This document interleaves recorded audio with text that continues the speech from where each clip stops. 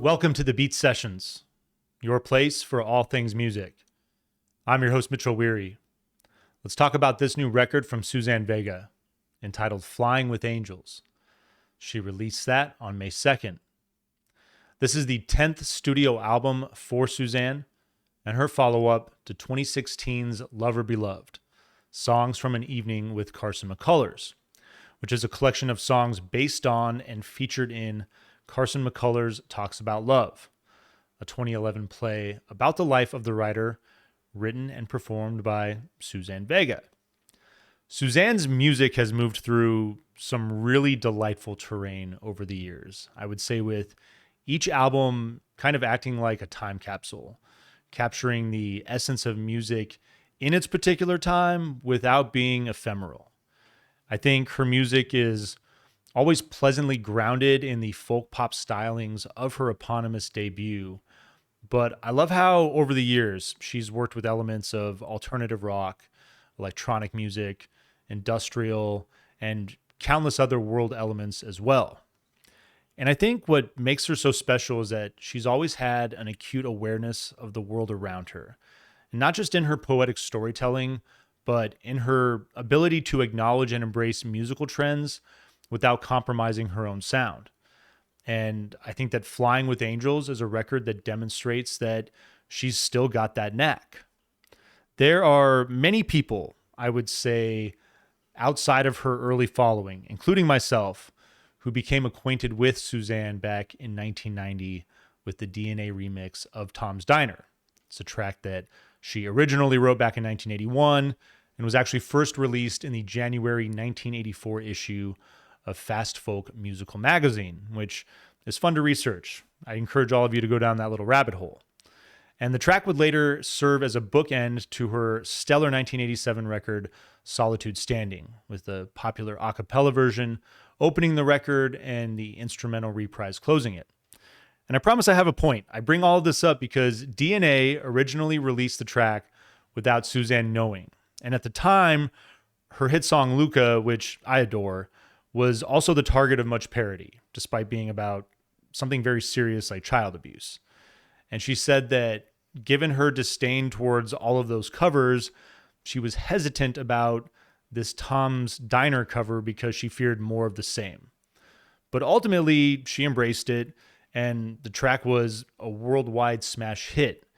And I would say it introduced her to countless new fans and also influenced her style, especially with records like 1992's 99.9 Degrees Fahrenheit and 1996's 9 Objects of Desire.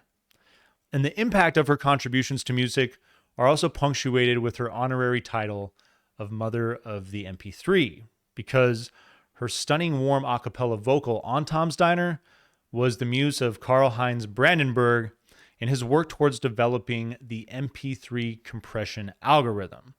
It's a pretty cool little bit of history there, and I think really a testament to how incredible her voice is.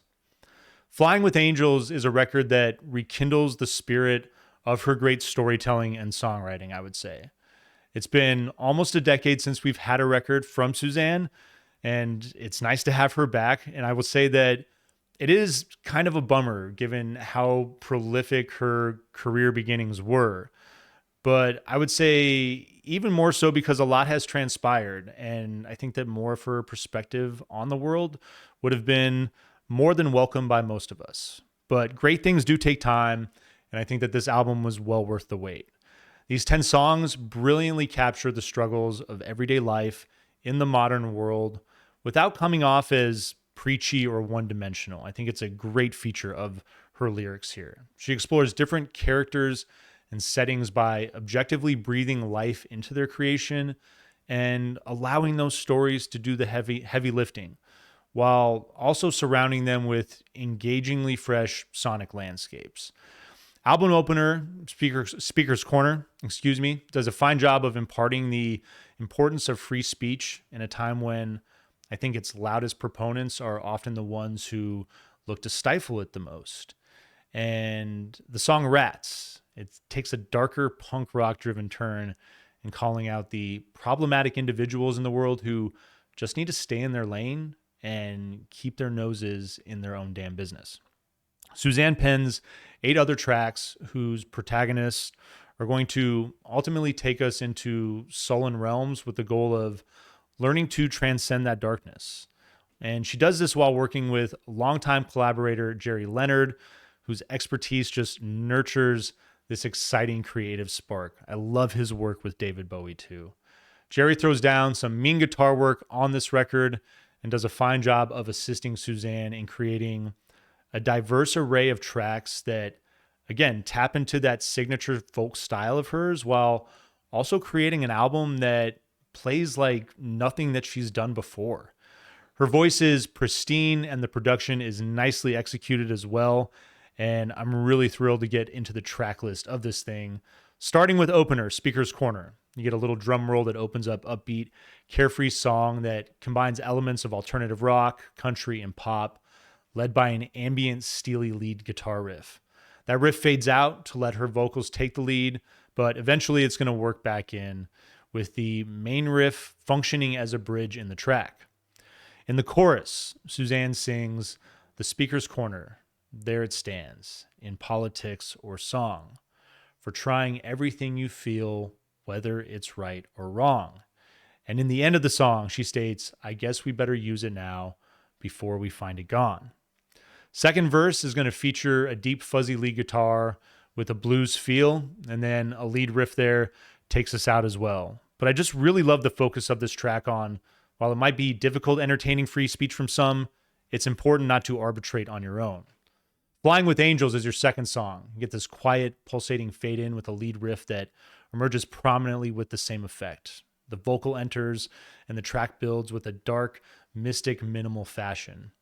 I really dig the acoustic and electric guitar play as this track opens. Jerry just magnificent on this thing. It's going to morph into lighter territory with the acoustic guitar when it takes over, along with soft percussion that's methodical in its minimalism, allowing the track to remain somewhat formless and atmospheric. I think it's just a great quality of this track.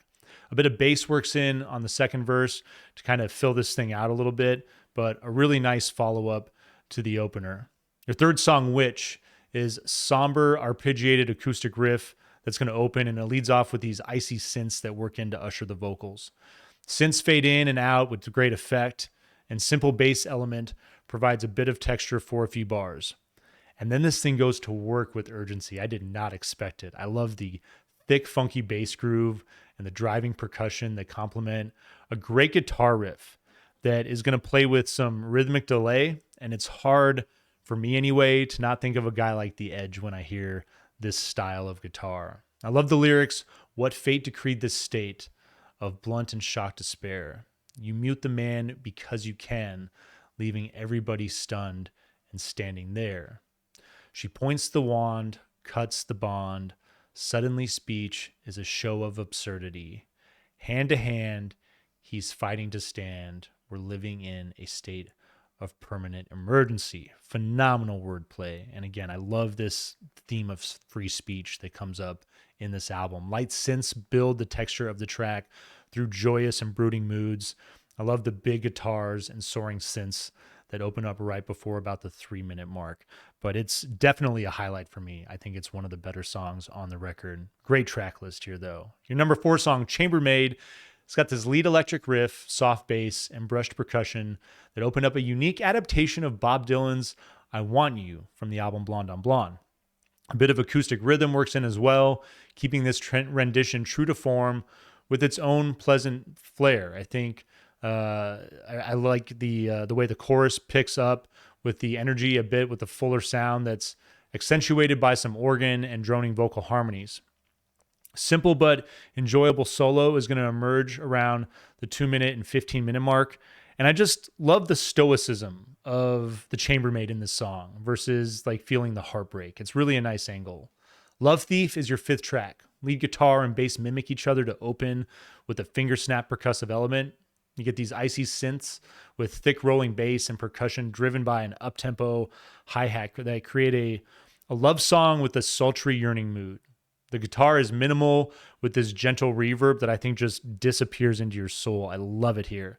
And what a chorus. You get this droning, icy synth and a pump in the funky groove with soulful harmonies as well. The bridge does a nice job of combining the feel of the chorus and the verses, shifting from the vocal driven first half into an instrumental that seamlessly leads into the coda of this track. Your sixth song is Lucinda, after Lucinda Williams, and it hits right out the gate with an alternative rock feel that is a bit grungy. I really like this element of this record. It's also got elements of garage rock as well that are driving it. The verse features a vocal and rhythm for a minimal feel, and then it's going to shift the energy of the intro back into this thing with the addition of some organ as well. Chorus takes a light, airy turn with an ambient electric guitar riff that creates a fun contrast to the verses. And the middle eight takes a psychedelic turn with fuzzy tones in the instrumentation to kind of mix things up in this track. Last Train to Mariupol is your seventh song, an elegy for the Ukrainian city that opens up with an arpeggiated acoustic riff and a foreboding feel that is quite appropriate, enhanced with a simple bass element that disappears when Suzanne's vocal enters, and it's absolutely stunning. I love the second acoustic guitar that builds in with this dark Polish folk feel. Definitely feels like music from that part of the world. Then you get another steely electric riff that adds to the body of the song before seeding to the vocals. And it really starts to build nicely around the minute and 40 mark with the addition of a minimal drum element. Your eighth song is entitled Alley. It's another track with a dark, moody aura. It's going to open with acoustic guitar and then shifts towards an up-tempo soft rock feel. Synths begin to swarm around, I'd say about the sixth line of the song, and it has a really nice build into the chorus with Suzanne's voice soaring gently into brighter territory. The guitar at some points embodies this kind of twinkly Latin influence, which I really enjoyed. And then you get a guitar solo that's going to take hold briefly around the 2-minute and 40-second mark, building the vocal back into a brief coda. Your penultimate track is entitled Rats. It's something very different, starting with an alternative garage rock energy, as the title might suggest. It's punk and grungy and provides something a little different in a run of songs that are all charmingly very different in their influences. On this track, she sings, "They're swarming in Barzinis, they've got nothing to eat, like the gangs of West Side Story, they're fighting in the street. Part of COVID landscape, ambulances peel, underneath it all, hear the rodent population squeal." Kind of bummed about that ephemeral moment there with COVID. I think it kind of dates the song, but other than that, I think this track is great commentary. And I love when she goes on to say, "Welcome to this urban life. Welcome to my city. Survival of the fittest is never very pretty." This line, I think, is just calling all of us out in a way. There's a kind of horror element in the track that I dig, which suits the song's themes. And you get a really fun guitar solo around 2 minutes and 45 seconds with this bouncy staccato synth that complements. And then your final track is entitled Galway, opens with a gentle acoustic texture, given its focus on one of my favorite cities in the world, and I think one of the best music cities out there. The accordion element not only fits nicely, but it is essential. You get some banjo and mandolin that play in to complement as well. It's another great story here. It's a sad love story about kind of sliding doors, about what could have been, which I also think suits the Irish tradition very well. And again, shout out to Jerry Leonard, Dublin boy. I love that Suzanne works with him. I think his work with David Bowie and just everything else he's done in his career is a big part of what makes this record so successful. But Suzanne, I think one of the more underrated, overlooked songwriters throughout the decades. I think that she has just been consistently marvelous since the inception of her career. And again, it's kind of unfortunate that she hasn't been as prolific in the last decade or so as she was early on in her career. But this is a phenomenal record. It's worth the wait. And I definitely would recommend all of you checking it out, giving it a go. I'm really excited to go pick this up from the record store. Please go out and support your local record stores, buy from them, give them all the support that they need. And we're going to give this thing an 8.2 out of 10. I'm really pleased with the record and the effort. A few shortcomings as far as some of the vocal approaches. I think there's some moments where I feel like things do kind of fall flat, but those moments are few and far in between. And I think you have 10 very solid tracks that come together nicely on this thing. So I hope you enjoyed this project. Hope you find this review helpful as well. Please like this video, share it, subscribe to the channel, do all the things to help me blow this project up in 2025, and stay tuned throughout the week for more album reviews. We'll see you next time on the Beat Sessions.